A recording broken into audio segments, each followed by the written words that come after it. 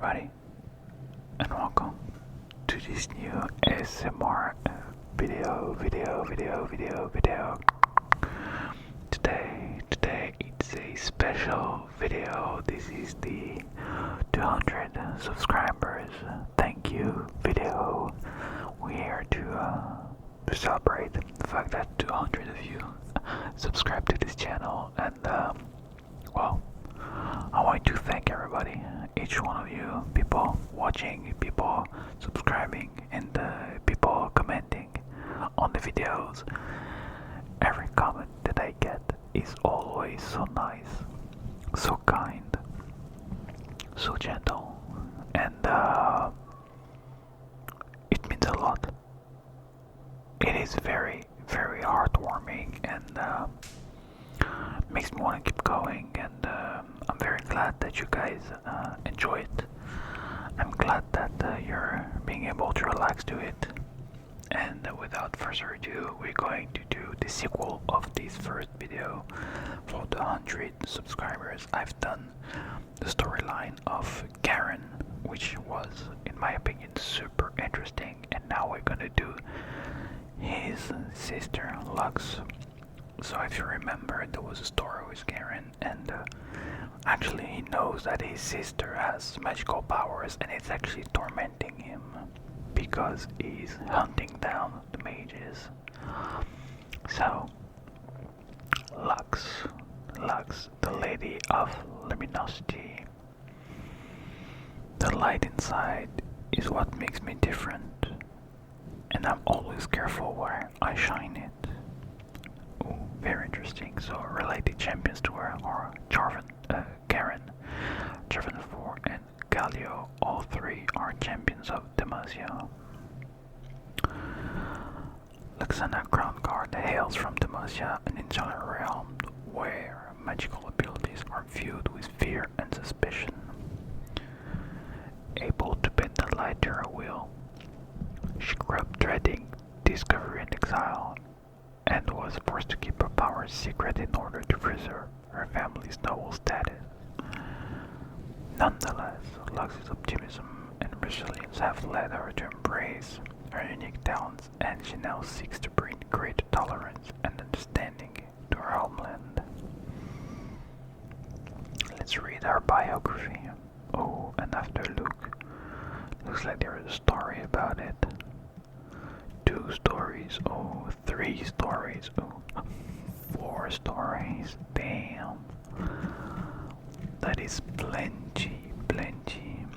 Let's start up with the biography. Luxana, or Lux as she prefers to be called, grew up in the Demesian city of High Silvermere along with her older brother Karen. They were born to the prestigious Crown Guard family, which has served for generations as protectors of the king of Demacia.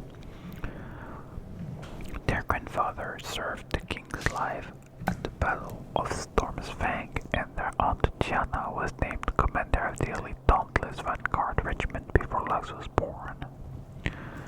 Karen took his family's role with fervor, joining the military when he was still little more than a boy. Lux in his absence was expected to help run the family's mini estate, a task she resented even as a young child. She wanted to explore the world to see what lay beyond the walls and borders of Demacia. She idolized Karen, but railed against his insistence that she put her ambitions aside. To the endless frustration of Lux's tutors, who sought to prepare her for a life of dutiful service to the Crown Guard family, she would question their every teaching, examine different perspectives, and seek out knowledge far beyond what they were prepared for. Even so, few could find it in themselves to stay angry at Lux with her zest of life and intoxicating optimism. Little did any of them know a time of change was approaching. Magic had once brought Runeterra to the brink of annihilation, and Demacia had been founded as a place where such powers were forbidden. Many of the kingdom's folk tales told of pure hearts turned Lux and Karen's uncle had been slain by a rogue mage some years earlier. And there were fearful whispers, rumors from beyond the great mountains that magic was rising once more in the world. Riding home one fateful night, Lux and her horse were attacked by a ravenous zebra wolf pack. In a moment of fear and desperation, the young girl let loose a torrent of magical light from deep within her, routing the beast but leaving her shivering in fear. Magic, the terror of the Mexican myth, was as much a part of Lux as her ground guard lineage. Fear and doubt gnawed at her. Would she become evil? Was she an abomination to be imprisoned or exiled? At the very least, if her powers were discovered, it would see the ground guard name disgraced forever. With Karen spending more time away from Silvermere, Lux found herself alone in the halls of their family home. Still, over time, she became more familiar with her magic, and her sleepless night, fist clenched, willing her inner light to fade, became fewer and fewer. She began experimenting in secret, playing with sunbeams in courtyards, bending them into solid form, and even creating tiny glowing figures in her palms. She resolved to keep it a secret as much as she could. When she was 16, Lux traveled with her parents, Peter and Agatha, to their former residence in the great city of Demacia to witness Karen's investiture into the honored ranks of the dauntless vanguard. The city dazzled Lux. It was a monument to the nobles ideals of the kingdom, with every citizen protected and cared for, and it was there that Lux learned of the Illuminators, a charitable religious order working to help the sick and the poor. Between her family courtly engagement, she became close with a knight of the order named Gehenna, who also taught Lux more martial skills, sparring and training with her in the gardens of the Crown Guard Manor. Spending more time in the capital, Lux finally began to learn about the wider world, its diversity and its history. She now understands that the national way of life is not the only way, and with clear eyes she can see her love for her homeland standing alongside her desire to see it made more just, and perhaps a little more accepting of mages like her. I see. Read Lux's story. Alright, let's read this one called Last Light.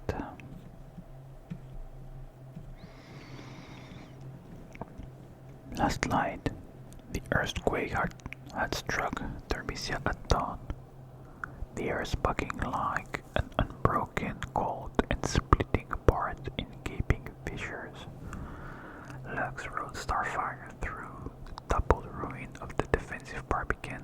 The 30-foot high walls of the sun bleached the stone, looking like Noxian siege and chains had bombarded them for weeks. She guided her horse carefully between fallen blocks of masonry, heading to where a makeshift infirmary had been set up within a blue and white market pavilion.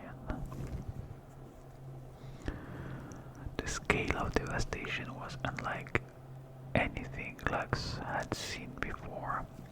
Talbisia's buildings were crafted from hard mountain's granite, and the mission oak raised high by communal strength, and almost all of them had been completely destroyed. Dust-covered men and women dug through the shattered ruins with picks and shovels, hoping to find survivors, but instead dragged corpses from the debris. Entire streets had simply vanished into the many smoking chasms now dividing the town's district. Lux dismounted as she reached the pavilion and pushed inside. She wasn't a healer, but she could fetch and carry or simply sit with the wounded. She thought that seeing the scale of the devastation would prepare her for the suffering within the tent. She was wrong. Hundreds of survivors pulled from the wreckage lay on woolen blankets. Lugs heard mothers and fathers crying for lost children, wives and husbands clinging to their dead loved ones, and worst of all, bewildered, glassy-eyed orphans wandering lost and afraid. Lux saw a surgeon she recognized in the blood-stiffened apron, washing his hands in the pewter bowl, and made her way toward him. "Surgeon Alzar," she said, "tell me how I can help." He turned his eyes haunted and roomy with tears. It took him a moment for recognition to penetrate the fog of his grief. "Lady Crown Guard," said Alzar, giving a short bow. "Lux," she said, "please, what can I do?" The physician sighed and said, "Truly, you are blessing, my lady, but I would spare you the horror of what has happened here." "Spare me nothing," Alzar snapped. "Lux, I am a Damascen, and Damascens help one another." "Of course, forgive me, my lady," said Alzar, taking a fatigued breath. "Your presence will be a boon to the wounded." Alzar led her toward a young man lying stretched out on a low pallet bed near the back of the pavilion. Lux got to see the horror of his wounds. His body was broken, all but crushed by rubble, and his eyes were bound in bloody bandages. From his stoic refusal to show pain, she guessed he was a soldier. "He dug a family from the rubble of their collapsed home," said Alzar. "He rescued them, but he kept looking for survivors. There was a second quake, and another building fell to ruin on top of him. The rubble crushed his lungs, and shards of glass put out his eyes." "How long does he have?" asked Glass, careful to keep her voice low. "Only the gods know, but his time is short," said Alzar. "If you would stay at his side, it would ease his passing into the arms of the veiled lady." Lux nodded and sat beside the dying man. She took his hand, feeling her heart break for him. Alzar smiled gratefully and turned back to the helping those he could save. "It's so dark," said the man, waking at her touch. "Gods, I can see." "Steady now, soldier. Tell me your name," said Lux. "It's Totten," he said, wheezing with the effort. "You're named after the hero of Downhold." "Aye, you know the story. It's a no tally against the savages." "Trust me, I know it will," said Lux with a rueful smile. "My brother told it all the time when we were children. He always forced me to play frail Georgian corsairs while he played Totten, defending armor single-handedly against the skinwalkers." "I tried to be like him," said the young man, his breathing labored and his voice growing faint. A rivulet of blood leaked from beneath the bandage like a red tear. "I tried to live up to my own namesake." Lux held his hand in both of hers. "You did," she said. "Alzar told me what happened. You're a true Damascen hero." The lines on Toten's face eased a little, his breath rattling in his throat as his strength began to fail. "Why can't I see?" "Your eyes," said Lux slowly. "I'm so sorry." What's wrong with them?" "Surgeon Alzar told me you have shards of glass in them." The man drew in a sharp breath. "I'm dying," he said. "I know that, but I should have liked to behold the light of Demacia one last time."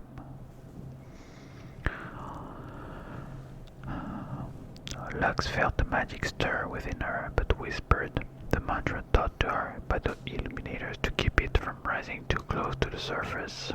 Over the years, she learned to better control her power, but sometimes when her emotion ran close to the surface, it was hard to keep the energies contained. She looked around and, satisfied no one was watching, placed her fingertips on the blotchy bandage covering Dot and eyes. Lux eased the luminous radiance of her magic down through the man's skull, to the undamaged part of his eyes. I can't heal you, she said, but I can at least give you that. He squeezed her hand, his mouth falling open in wonders as the magical light shone within him. It's so beautiful, he whispered. Oh, what a beautiful, beautiful, beautiful story. Very beautiful story. It's a very, very nice story. Okay, can I? Okay. I want to go back. There was more stories, right? Yes. What is this? The match has peaceful utopia around the rains. What is this? Check it out. Oh, this is more like a cartoon, yeah. Oh, makes me want to check it out. Oh, damn. Seriously, have cartoons like that? Okay, well, I cannot read that.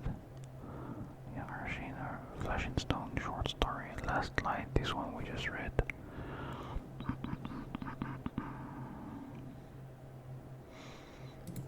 How big is this story? Let's see. Pretty big. Oh. Pretty big. I think this one is gonna be for next time, maybe. It's called Flesh and Stone. It's quite big. It is quite big. Alright, I think this is gonna be it for today. Once again, I really, really want to thank each and every one of you for subscribing to the channel. I really hope that you're finding what you're looking for here. Hopefully it's relaxation, some tingles, a bit of fun on the video games that I'm playing. And well, I'll see you on the next video, and I'll try to do my best to stay regular on my uploads. Thanks again to everybody. I'll see you next time. Bye bye.